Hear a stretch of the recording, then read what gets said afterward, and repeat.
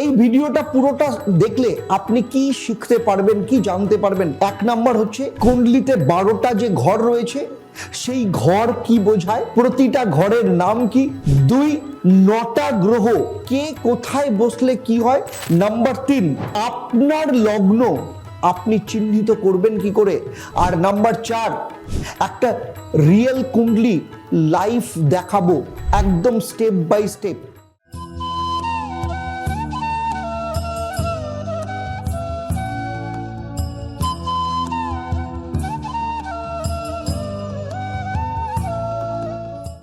আপনার হাতে একটা কুণ্ডলি আছে, কিন্তু সেটা আপনি পড়তে পারছেন না।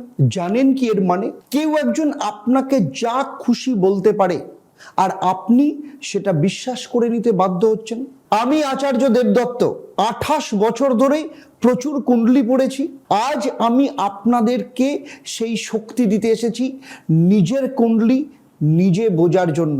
দেখুন, আমার 28 বছরের প্রফেশনাল এক্সপিরিয়েন্সে আমি দেখেছি যত মানুষ কুণ্ডলি দেখাতে যান, কনসালটেন্সি করাতে যান, তাদের মধ্যে 98% মানুষই জানেন না সেখানে আসলে কি লেখা আছে। আজ আমি আপনার কাছে প্রশ্ন করছি, সেই 98% মানুষের মধ্যে থাকবেন নাকি সেখান থেকে বেরিয়ে আসবেন? অ্যাস্ট্রোভেলসের এই কোর্সে আমি স্টেপ বাই স্টেপ আপনাদের শেখাবো কুণ্ডলির প্রতিটি ভাব, গ্রহ আর লগ্ন একদম বাংলায় সহজ ভাষায়। ফার্স্ট পার্ট বা প্রথম পর্ব শুরু হচ্ছে, তাই স্ক্রিনের সামনে থাকুন। দেখুন, আজ আমি আপনাদের সামনে জ্যোতিষ শাস্ত্রের এমন এক বিজ্ঞান শেখাতে এসেছি যেটা ভারতবর্ষের ঋষিরা কয়েক হাজার বছর আগে তৈরি করেছিলেন, আর আধুনিক মনোবিজ্ঞান যেটার সত্যতা এখন কনফার্ম করছেন। একটা কথা মাথায় রাখবেন, কুণ্ডলি শুধু ভাগ্য দেখার যন্ত্র নয়, এটা আপনার জীবনের ব্লুপ্রিন্ট। তাই আজ আমি শেখাবো সেই ব্লুপ্রিন্টকে পড়তে কিভাবে শিখবেন। দেখুন, এই ভিডিওটা পুরোটা দেখলে আপনি কি শিখতে পারবেন, কি জানতে পারবেন। এক নাম্বার হচ্ছে কুণ্ডলিতে 12টা যে ঘর রয়েছে সেই ঘর কি বোঝায়, প্রতিটা ঘরের নাম কি। 2, 9টা গ্রহ কে কোথায় বসলে কি হয় একদম সহজ ভাষায়। নাম্বার 3, আপনার লগ্ন আপনি চিহ্নিত করবেন কি করে। আর নাম্বার 4, একটা রিয়েল কুণ্ডলি লাইফ দেখাবো একদম স্টেপ বাই স্টেপ। আর এটা কিন্তু শুধু জ্যোতিষীদের জন্য নয়, এটা আপনার জন্য যে আপনি নিজের জীবন বুঝতে চান। চলুন, এই যে 12টা সিরিজের একদম ফার্স্ট পার্টে আসবো। তবে তার আগে বলি, সাবস্ক্রাইব করুন, বেল আইকনটাকে প্রেস করুন যাতে একটা সিরিজও আপনার মিস না হয়। প্রথম চ্যাপ্টারে আলোচনা করব এই কোর্সটা অ্যাকচুয়ালি কাদের জন্য। এই কোর্সটা সেই সব মানুষদের জন্য যারা কুণ্ডলি দেখাতে গিয়ে মনে মনে ভেবেছেন এই জ্যোতিষী কি সত্যি বলছেন, যারা নিজের সন্তানের ভবিষ্যৎ জানতে চান, নিজে সেটা জানতে পারবেন, যারা বিয়ের আগে ছেলে বা মেয়ের কুণ্ডলি নিজে মেলাতে চান, আর যারা শুধু জানতে চান এই রহস্যময় চাকাটা আসলে কি, তাদের জন্য এই কোর্সটা।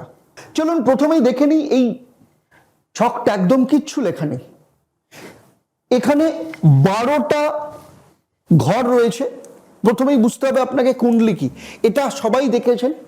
আমি যদি একদম প্রথমটাকে যদি 1 ধরি, 2, 3, 4, 5, 6, 7, 8, 9, 10, 11 আর 12, এই যে 12টা ঘর, এই যে একটা একটা করে দেখছেন, এই প্রত্যেকটা ঘরকে এক একটা ঘরকে বলা হয় ভাব, এবং এর প্রত্যেকটা ডিগ্রি হচ্ছে 30 ডিগ্রি।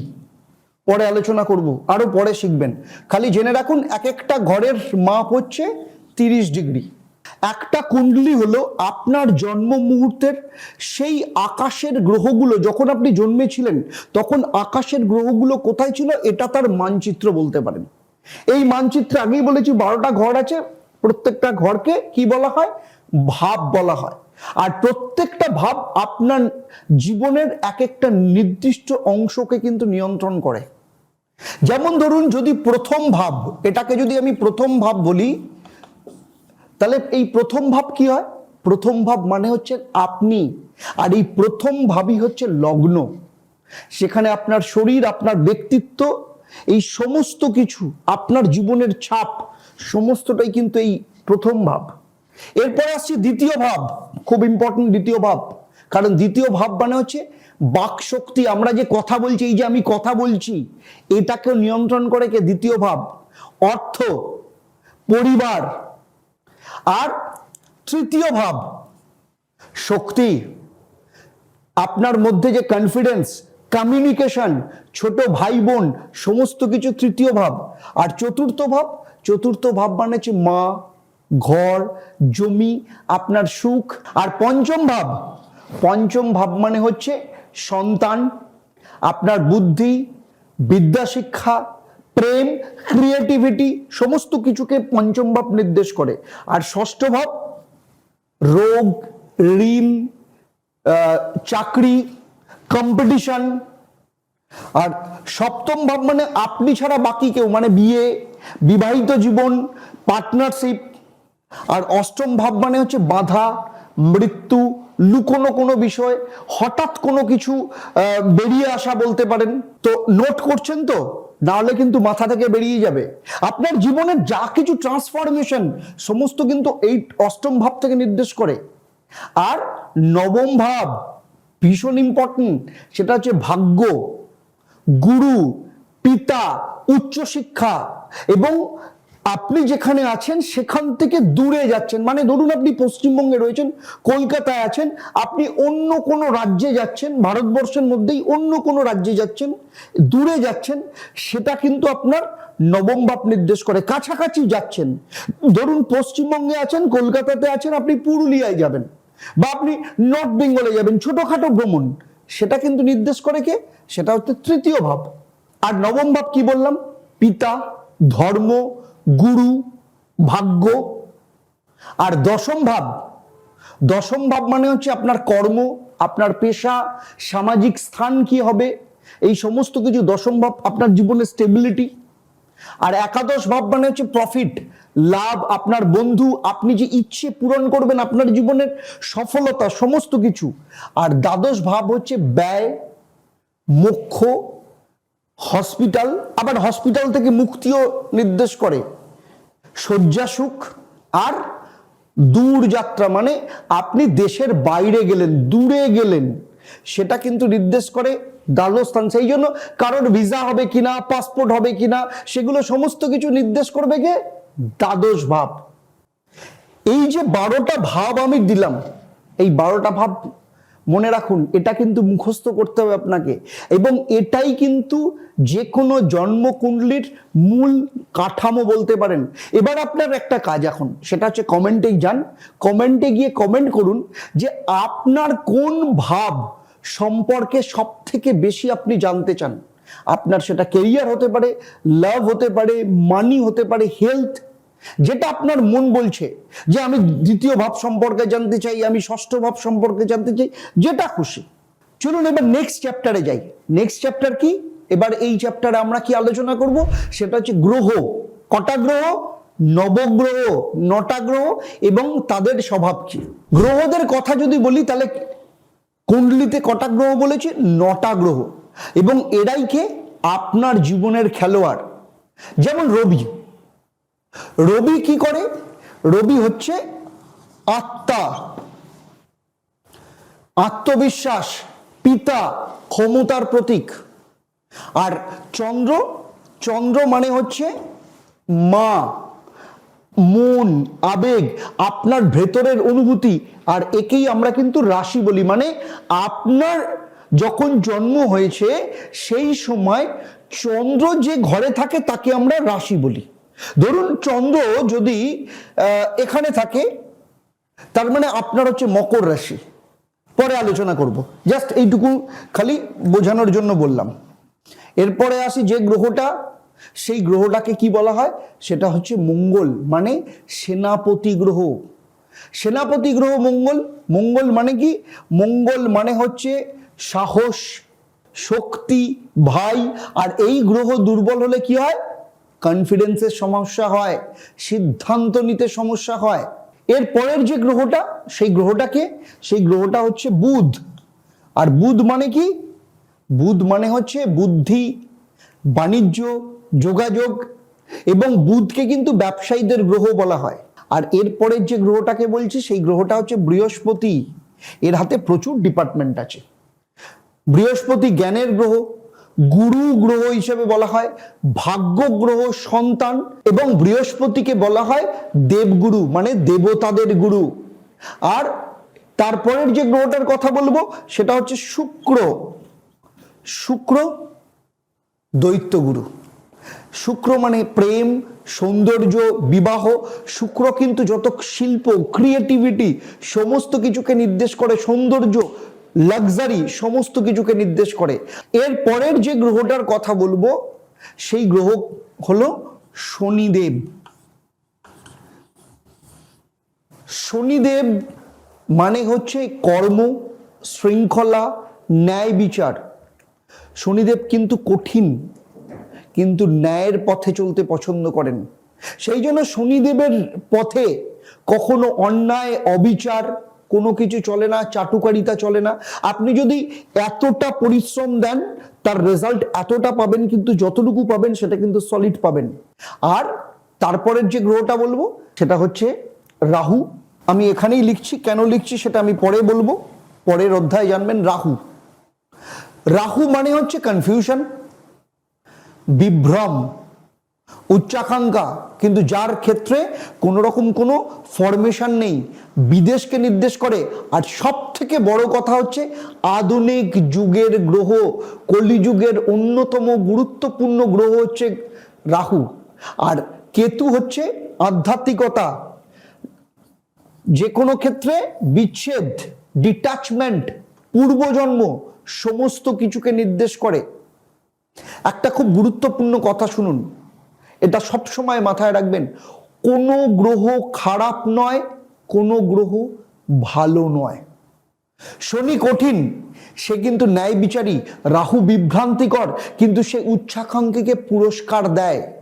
সুতরাং ভালো নয়, গ্রহকে বোঝার চেষ্টা করতে হবে। এবং এটাই কিন্তু আমাদের অ্যাস্ট্রোওয়েলসের এই যে কোর্স, এটার কিন্তু মূল দর্শন, যে বৃহস্পতি মানেই দেবগুরু, সে সবসময় ভালো না। বৃহস্পতি আপনাকে খারাপ ফল দিতে পারে। আবার রাহু আপনাকে জীবনে একদম উচ্চ শিখরে নিয়ে যেতে পারে। কিভাবে যাবে, কোন অবস্থায় যাবে, সেটা আপনাকে স্টেপ বাই স্টেপ আমি শেখাবো। পরের চ্যাপ্টারে আসবো, কিন্তু পরের চ্যাপ্টারে আসার আগে আপনাকে যেটা বুঝতে হবে মূল বিষয়, বলা হয় যা নেই ভাণ্ডে তা নেই ভাণ্ডে। মানে ভাণ্ড মানে ভাঁড়ার যদি কোনো কারণে খালি থাকে, তাহলে বিশ্ব ব্রহ্মাণ্ডে যা কিছু থাকুক না কেন সেটা নিতে পারা যায় না। সেই জন্য দেখবেন আপনার আমার বাড়ির আশপাশে এরকম প্রচুর মানুষ আছেন যারা খুব কঠিন পরিস্থিতিতে জীবনে জন্মেছেন, কিন্তু জীবনের এমন একটা উচ্চতায় পৌঁছেছেন। আবার এমন অনেক মানুষ আছেন যে হয়তো সোনার চামচ মুখে দিয়ে জন্মেছেন, কিন্তু জীবনে কিছু করতে পারেনি সেইভাবে। এটাকে কে নির্দেশ করে? সেটা হচ্ছে আপনার লগ্ন। এই চ্যাপ্টারে আমি আলোচনা করব, আপনারা শিখবেন লগ্ন কি করে চিহ্নিত করবেন। কারণ সব থেকে গুরুত্বপূর্ণ বিষয় হচ্ছে জীবনের, সেটা হচ্ছে লগ্ন। আমরা অনেকেই জানি না। আমি দীর্ঘ 28 বছরের প্রফেশনাল এক্সপিরিয়েন্সে দেখেছি, আমি 99% মানুষকে জিজ্ঞেস করেছি আপনাদের লগ্ন কি, কেউ বলতে পারেনি। রাশি কিন্তু চটচট করে বলে দিয়েছে। লগ্ন মানে হচ্ছে, বলা হয় অ্যাসেন্ডেন্ট, মানে আপনার কুণ্ডলীর প্রথম ঘর যেটা, সেটাই হচ্ছে লগ্ন। মানে আপনার কুণ্ডলিতে যেখানে দেখবেন 1 নম্বর লেখা আছে, সেটাই আপনার লগ্ন। লগ্ন কি করে নির্ধারিত হয়? লগ্ন নির্ধারিত হয় আপনার জন্মের সময় আর কোথায় জন্মেছেন তার উপর নির্ভর করে। দেখুন, এই কুণ্ডলিতে যদি দেখেন, তাহলে আমি এখানে 1 নম্বর লিখছি, তার মানে এই কুণ্ডলিতে 1 নম্বর, এটা আমি ধরে নিলাম লগ্ন লেখা রয়েছে। আর 1 মানে যদি ধরা হয়, এটাকে যদি বলা হয় কালপুরুষের জন্মছক বা লগ্ন যদি ধরা হয়, তাহলে 1 প্রথমে ওপরে যেটা থাকে সেই রাশিটা হচ্ছে মেষ রাশি। তার মানে মেষে যদি 1 থাকে, তার মানে এই ব্যক্তির লগ্ন হচ্ছে মেষ। যদি কারোর 2 নম্বরে কারোর যদি 1 থাকে, মানে 1 থেকে যদি শুরু হয়, মানে এটা 1, এটা 2, এটা 3, তার মানে তার লগ্ন হচ্ছে বৃষ লগ্ন। আবার 3 নম্বরে যদি কারোর যদি 1 থাকে, তার মানে তার লগ্ন হচ্ছে মিথুন লগ্ন।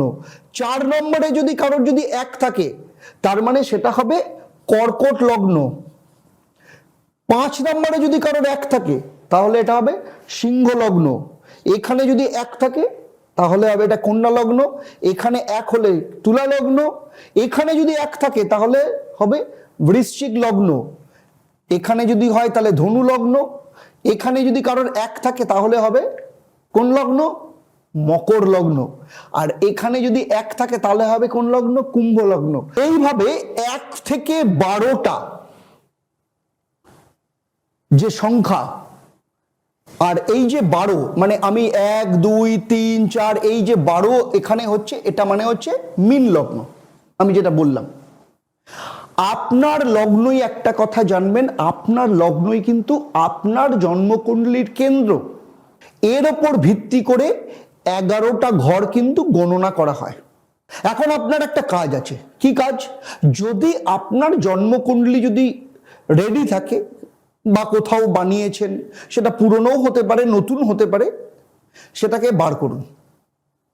বার করে দেখুন প্রথম সংখ্যাটা কোথায় রয়েছে, কোন রাশিতে আছে, সেটা কমেন্ট করুন, আমি রিপ্লাই করব আপনাকে। আপনি যদি নাও জানেন, সেখানে যদি নাও লেখা থাকে কোন এটা, মানে আপনার লগ্ন যদি নাও লেখা থাকে, আপনি এটাকে 1 ধরে অ্যান্টি ক্লকওয়াইজ গুনবেন। সেই অ্যান্টি ক্লকওয়াইজ গুনলে, যেটা যেমন ধরুন 1, 2, 3, 4, 5, 6, 7, 8, 9, 10, 11, 12, এই অনুযায়ী আপনি দেখুন কোথায় আপনার 1 লেখা আছে। যদি আপনার 9 নম্বর ঘরে 1 লেখা থাকে, আপনি লিখুন আমার লগ্ন 9 নম্বর।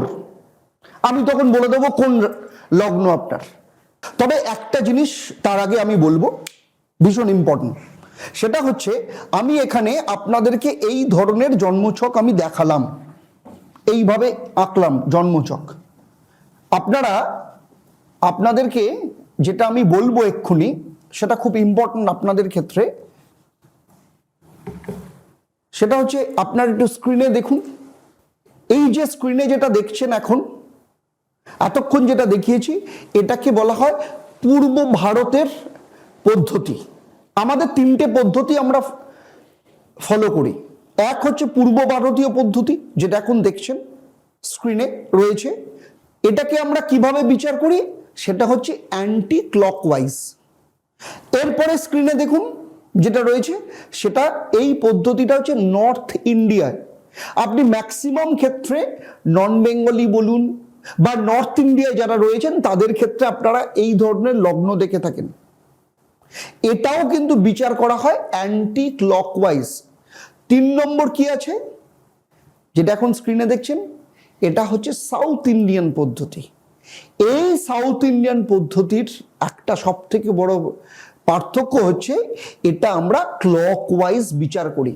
তো চলুন, আমরা যেহেতু ইস্টার্ন রিজিয়নে থাকি, তাহলে আমরা ইস্টার্ন রিজিয়নের পদ্ধতি অনুযায়ী আমরা জন্মছকটাকে বিচার করব।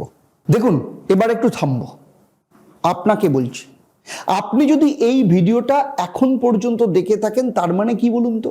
তার মানে আপনি সত্যি শিখতে চাইছেন। এবং অ্যাস্ট্রোয়েলসের এই পুরো কোর্স আপনাকে আমি শেখালাম, এবং আগামী দিনেও শেখাবো বিনা পয়সায়, বিনামূল্যে। তার জন্য কোথাও আপনাকে চার্জ দিতে হবে না। কিন্তু শর্ত একটাই, ভিডিওটাতে এক্ষুনি সাবস্ক্রাইব করুন, বেল আইকনটাকে প্রেস করুন, কারণ সামনে আসছে, সামনের বুধবার আমি আপনাদের শেখাবো, পার্ট 2 নিয়ে আসবো। আর সেখানে কিন্তু লাইভ কুণ্ডলিও পড়ানো হবে, আপনাকে শেখানো হবে, দেখানো হবে লাইভ এক্সাম্পল দিয়ে, যে কুণ্ডলি লাইভ কিভাবে প্রেডিকশন হয়, কিভাবে দেখতে হয়। একটা রিয়েল এক্সাম্পল দেখাচ্ছি। এটা একটা কাল্পনিক কুণ্ডলি, শুধু লেখার জন্য একটু বুঝে নিন। প্রথম ঘর কি লেখা আছে? 1 নম্বর। 1 নম্বর মানে আমি আগেই কি বলেছিলাম, যেখানে 1 থাকবে সেটা তার লগ্ন হবে।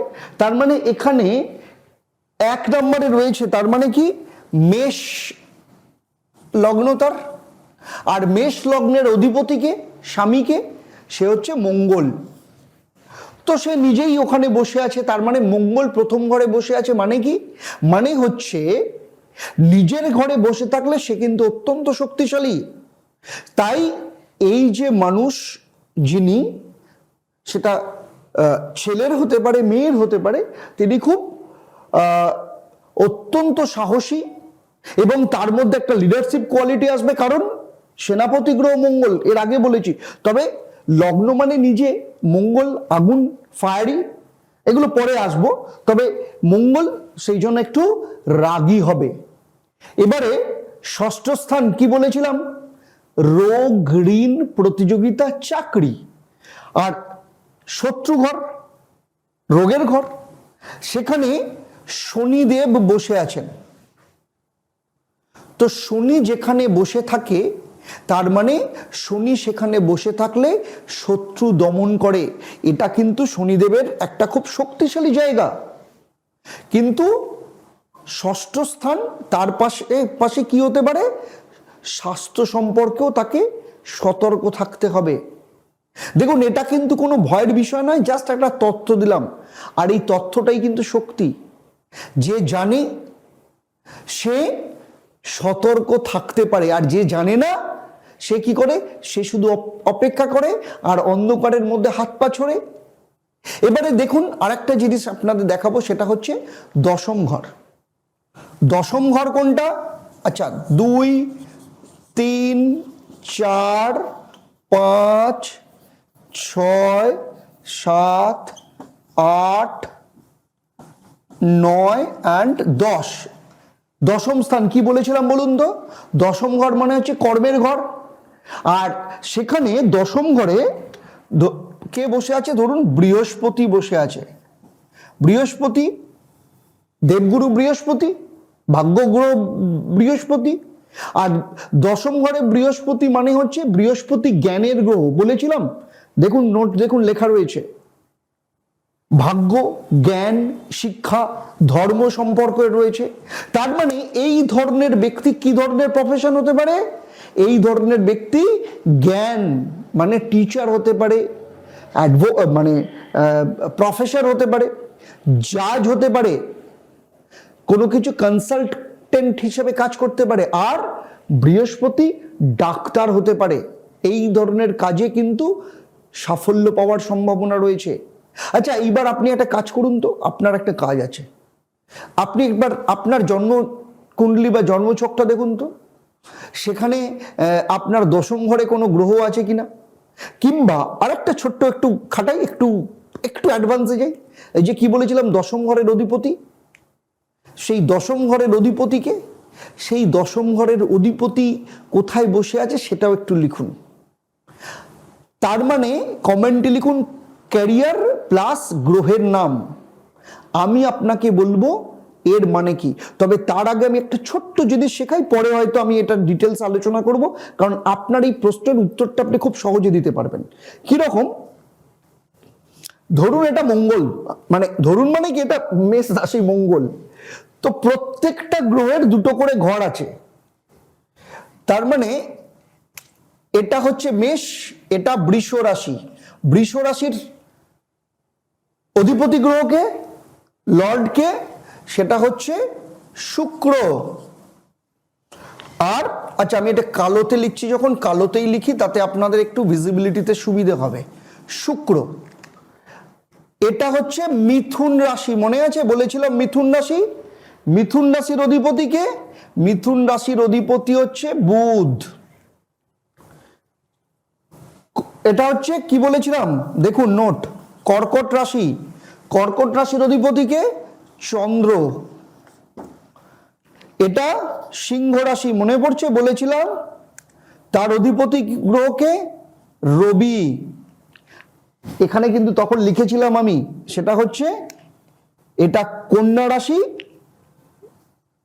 কন্যা রাশির অধিপতি গ্রহকে, সেটা হচ্ছে বুধ। এটা তুলা রাশি, তুলা রাশির অধিপতি গ্রহকে শুক্র। আর অষ্টমে হচ্ছে, এটা হচ্ছে বৃশ্চিক রাশি।